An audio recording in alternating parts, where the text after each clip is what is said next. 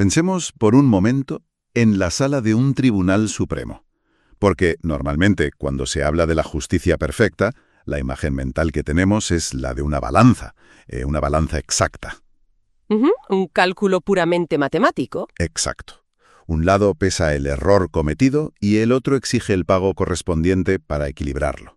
O sea, si se comete un crimen, la ley dicta la sentencia y el juez, si es verdaderamente impecable, pues simplemente señala el código penal y aplica el castigo. Claro, es un sistema binario, causa y efecto, sin lugar para zonas grises ni, atenuantes emocionales de ningún tipo. Y esa lógica resulta verdaderamente aterradora si uno es quien está sentado en el banquillo de los acusados, sobre todo esperando un veredicto sabiendo que es culpable. Totalmente. Pero a ver, imaginemos que en esa misma sala, frente a ese juez implacable, el propio código legal permitiera la existencia de una figura paralela, alguien que no tiene la capacidad de condenar, sino única y exclusivamente el poder de indultar. Una abogada defensora que, fíjate, por el diseño mismo de ese tribunal, jamás pierde un solo caso si decide asumirlo. O sea, estaríamos hablando de una especie de salvavidas estructural frente al rigor inexorable de la ley, un vacío legal diseñado a propósito para la clemencia. Eso es. Y esa es exactamente la tensión central que va a guiar nuestro análisis a fondo de hoy. Para quien nos escucha, el material que tenemos sobre la mesa son extractos de una obra clásica del siglo XVIII, Las Glorias de María, escrita por el teólogo San Alfonso María de Ligorio. Una obra interesantísima, por cierto. Nuestra misión en este análisis a fondo es diseccionar el texto para entender la compleja teología de la mediación mariana. En esta obra, la figura de la Virgen María no es un personaje histórico pasivo, sino un mecanismo cósmico complejo de gracia y salvación. Es, de hecho, un argumento casi jurídico sobre cómo opera el perdón. Sí, pero para entender ese mecanismo hay que aclarar primero las reglas del juego que marca Ligorio en su manifiesto inicial, porque maneja conceptos teológicos muy pesados que, leídos con ojos modernos o fuera de contexto, pueden malinterpretarse fácilmente. Yo como investigadora lo veo mucho. Por ejemplo, en varias ocasiones llama a María omnipotente. Me detengo ahí mismo porque eso desde una perspectiva cristiana ortodoxa chirría bastante. Llamar omnipotente a alguien que no sea Dios suena casi a herejía. Exactamente. Y por eso Ligorio hace una matización vital desde el principio. Aclara que no se refiere a una omnipotencia por naturaleza. Que esa es exclusiva del ser divino. Eso es. Se refiere a que es omnipotente por intercesión. Es decir, su posición en este tribunal cósmico le permite conseguir absolutamente todo lo que pide al juez. Su voz no se ignora jamás. Y además, cuando la llama mediadora, traza una línea roja muy clara. A ver. Establece firmemente que Jesucristo es el primer y único mediador de justicia. María es mediadora única y exclusivamente de gracia. Ella es la mediadora de gracia, la gran intercesora.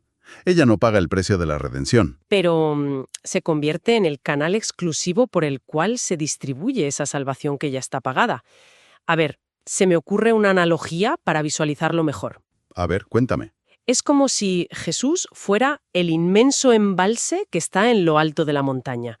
Tiene toda el agua, la fuente inagotable de toda la gracia y la salvación. Vale, me gusta. Pero claro, un embalse aislado en la cumbre no riega las casas de la ciudad por sí solo. Hace falta una infraestructura. María vendría a ser el acueducto que toma esa agua de la cima y la canaliza, distribuyéndola directamente hacia las calles, hacia la gente que la necesita. Pues mira, es una analogía perfecta. Ese acueducto es la imagen mental exacta de cómo funcionaba esta teología. Vale. Con esas reglas sobre la mesa, la forma en que se organiza el gobierno divino en este marco conceptual me parece fascinante. Porque Ligorio recoge teorías de teólogos medievales, como Tomás de Aquino o Juan Gerson, y plantea que Dios dividió su reino en dos dominios distintos. Así es.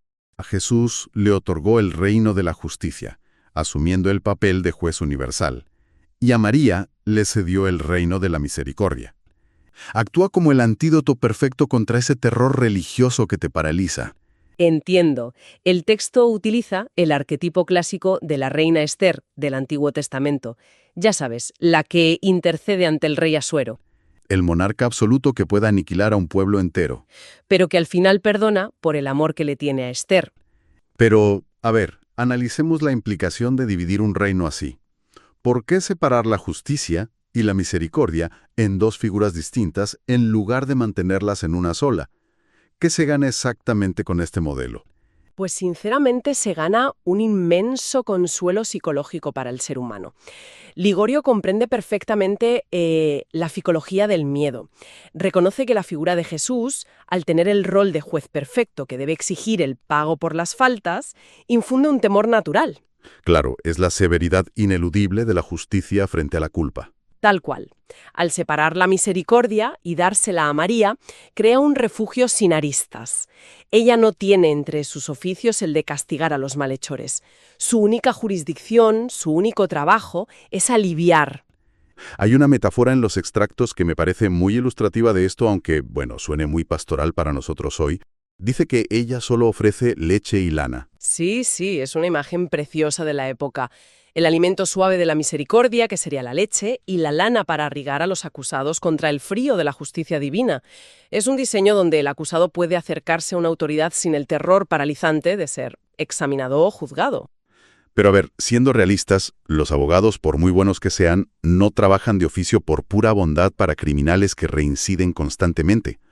O sea, ¿qué gana ella en todo este sistema? ¿Por qué se toma la inmensa molestia de ser esta defensora incansable de una humanidad que falla una y otra vez? Esa es precisamente la pieza que sostiene todo el andamiaje del libro. Ligorio no la presenta simplemente como una funcionaria benevolente, sino como una madre. Argumenta que ella dio a luz a la humanidad en dos momentos históricos distintos. El primero es la Anunciación. Cuando acepta la encarnación de Jesús. Eso es. La teología aquí plantea que en ese sí, cuando acepta a Jesús, también acepta llevar a toda la humanidad en su seno de forma espiritual. Y el segundo momento de parto, digamos, ¿cuál es? Al pie de la cruz. Y aquí Ligorio hace una conexión teológica muy audaz. Sostiene que los inmensos dolores sufridos por María en el Calvario al ver morir a su hijo no fueron solo dolor por empatía maternal. Vale. Fueron literalmente los dolores de parto espirituales para engendrar a la humanidad la vida de la gracia. Madre mía. O sea, el coste de esa adopción fue ver morir a su propio hijo. Eso, claro, cambia completamente la perspectiva del texto. Si lo pensamos a través de una analogía puramente humana, imaginemos a una madre cuyo hijo se sacrifica voluntariamente para rescatar a un siervo de una muerte segura. Es un precio altísimo. Altísimo. A partir de ese momento, ¿cómo mirará esa madre a ese siervo? No verá a un simple extraño, verá en él el valor exacto de la vida que su hijo entregó. Claro, verá la sangre de su hijo en esa persona concreta. Exacto. Entonces, ¿cómo no iba a mal y proteger desesperadamente a alguien que le ha costado lo más preciado que tenía? Es una inversión emocional incalculable. Ya no es solo misericordia, es casi una cuestión de preservar la inversión vital de su hijo. Totalmente. Y esa radicalidad se ilustra muy bien con la historia de Guillermo Elphinstone, un noble escocés que recoge el texto. Sí. Tras una vida, digamos, errática, este hombre se vuelca en esta idea de tomar a María como su única madre espiritual. Y al llegar su hora final, en lugar del terror habitual a la muerte y al temido juicio, los testigos observaron una escena de paz absoluta. ¿Qué pasó exactamente? Pues que Elphinstone expiró plácidamente, exclamando «Madre, madre», buscando el descanso con la misma naturalidad que un niño pequeño. Para Ligorio, esto demuestra que cuando uno comprende el inmenso precio que se pagó por esa maternidad, el miedo al juez simplemente desaparece. Y Ligorio insiste muchísimo en la escala de este amor. O sea, llega a afirmar que María ama a una sola alma, más de lo que la aman todos los ángeles y santos juntos. Que ya es decir. Es una afirmación potentísima, sí. Y para hacer comprensible ese instinto de protección tan visceral, recurre a una analogía que, reconozco, me descolocó por completo al leerla. La compara con una ballena. Sí, puede chocar bastante a un lector contemporáneo, la verdad. Ya te digo. Pero hay que entenderlo desde la historia natural que se manejaba en el siglo XVIII. En aquella época existía la creencia popular de que, cuando se desataba una tempestad brutal en el océano, la ballena abría sus enormes fauces y se tragaba a sus propias crías. Para esconderlas en sus entrañas, claro. Exacto, para protegerlas del peligro. Ligorio usa esta imagen para explicar cómo María abriga a la humanidad ante las tormentas de la tentación. Es un instinto visceral de resguardar a los suyos, cueste lo que cueste. Vale, he entendido el mecanismo del amor maternal. A cualquiera que nos escuche le surgirá una duda inevitable sobre los límites de este sistema. Un tribunal terrenal tiene casos que cualquier abogado rechazaría por indefendibles. Lógico. Entonces, ¿qué pasa con los extremos? ¿Funciona este refugio cósmico para los casos verdaderamente insalvables? Pues Ligorio aborda esta duda comparando la protección de María con el Arca de Noé, que es el refugio bíblico definitivo frente a la destrucción. Pero introduce una diferencia crucial que altera toda la premisa. A ver, cuéntame. En el Arca de Noé, los animales entraban y salían con su naturaleza intacta. El lobo entraba siendo lobo, pasaba el diluvio y salía siendo lobo. Hacía de simple contenedor, sin más. Exacto. Pero bajo el manto de esta abogada cósmica, el lobo entra siendo lobo, pero sale transformado. O sea, la altera. Sí. La intercesión no solo esconde al criminal del juez, sino que altera su naturaleza para que deje de ser criminal. Y es que las fuentes respaldan esta idea con relatos concretos que exploran, los bajos fondos del comportamiento humano. El caso más gráfico que exponen las fuentes es la historia de María la Pecadora. Esa historia es impactante. Sí. Hablamos de una mujer totalmente marginada por su estilo de vida. Literalmente rechazada por la sociedad, hasta el punto de que termina desterrada. Vive en una cueva, en aislamiento absoluto, muere sola, abandonada, sin ningún auxilio médico ni sacramentos religiosos. Una muerte terrible. La entierran en un descampado como una proscrita. Y todo el mundo, bajo la lente de esa justicia estricta de la que hablábamos, daba por hecho que su alma estaba condenadísima sin remedio. Y sin embargo, la narrativa da un giro. El texto cuenta que 4 años después de su muerte, esta mujer se le aparece a una monja. Madre mía. Y le revela un detalle crucial. Le dice que en el último segundo de su vida, sola y aterrorizada en la oscuridad de esa cueva, le pidió auxilio a la Virgen. Significa que nadie está excluido de ese acueducto de gracia si pide el agua, por muy tarde que sea. Y el perdón se extiende a otro tipo de marginación en la historia de Helena, una mujer que ejercía la prostitución alejada de cualquier vida espiritual. Otra historia súper reveladora de los límites de este sistema. Sí, un día ella compra un rosario, pero el detalle clave es que lo lleva escondido por pura vergüenza de su propia condición. Empieza a rezarlo, y Ligorio deja muy claro que lo hace sin devoción, casi como un acto mecánico y vacío. Ya, y ese es el núcleo de la historia. O sea, a pesar de esa oración hueca inicial, la Virgen se le aparece y le promete gracias y cambia. Helena toma la decisión, reparte todo lo que tiene, asume una vida de penitencia y acaba sus días en un estado de gracia total. O sea, le basta con muy poco. Es que el punto aquí no es la moralina de la época, sino el umbral tan bajo que exige esta abogada defensora para aceptar un caso. Un rezo mecánico y escondido fue suficiente para activar todo el inmenso mecanismo de salvación. Pero claro, escuchando estas dos historias, yo tengo que hacer un poco de abogado del diablo para nuestra audiencia. ¿Quién nos está planteando esta obra? ¿Acaso es una carta blanca? Ya, entiendo por dónde vas. O sea, ¿significa que cualquiera puede cometer atrocidades de forma calculada, sabiendo que al final hay un atajo infinito de misericordia esperándole? Es una objeción fundamental. Este entramado no es un salvoconducto para la malicia calculada. Establece una cláusula innegociable. A ver.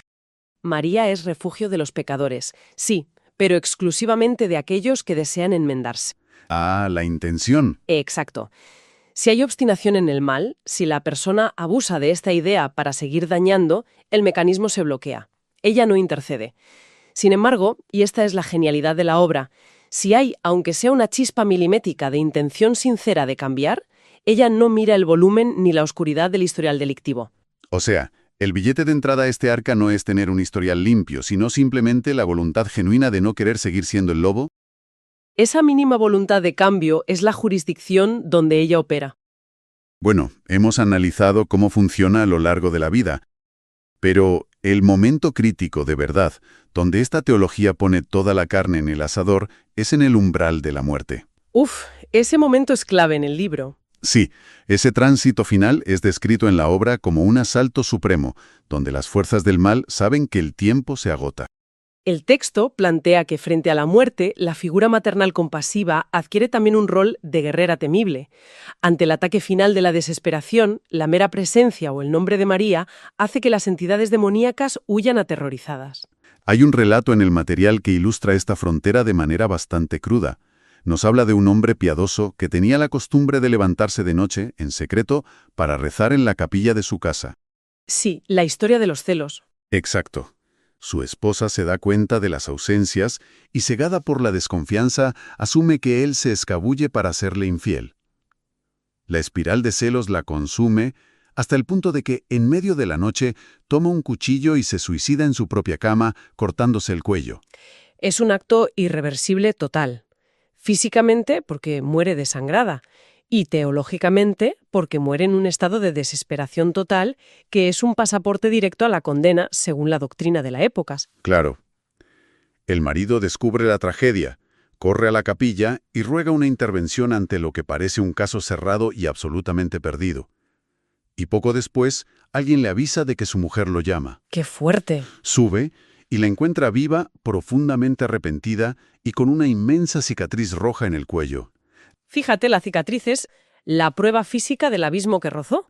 Ella le explica que en el instante preciso de su caída hacia la condena, la intercesión de María frenó el proceso legal, digamos, y le devolvió el aliento vital solo para que tuviera la oportunidad temporal de arrepentirse genuinamente.